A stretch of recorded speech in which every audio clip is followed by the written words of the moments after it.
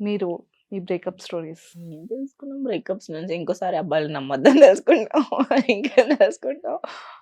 First బ్రేకప్‌కి, last బ్రేకప్‌కి.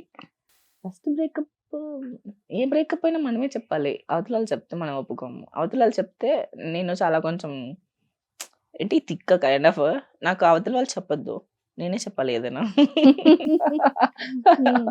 అది breakup అయినా, యెస్ అయినా, నో అయినా నేనే అంతే. నా బ్రేకప్‌లన్నీ నేను చేసినవే. సో, అంటే ఒక 2, 3 మ్యూచువల్‌గా అవ్వదు నాది.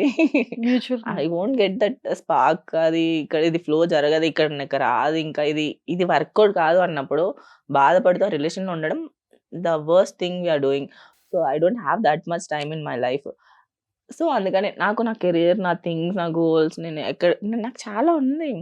I can't waste my time in this one emotion కదా! అందుకే అన్ని breakups it's on me. So, hurting breakup ఒకటి ఉంటది కదా! అంటే ఎన్ని బ్రేకప్స్ చెప్పినా కూడా ఒక ఫరెవర్ హర్టింగ్ బ్రేకప్ అనేది ఖచ్చితంగా అంత తీసుకోవద్దు. ఇప్పుడు మనకు ఆ పర్సన్ మనకు కావాలనుకుంటే ఆ పర్సన్ ఎక్కడికెళ్ళరు మళ్ళీ మన దగ్గరకొస్తారు.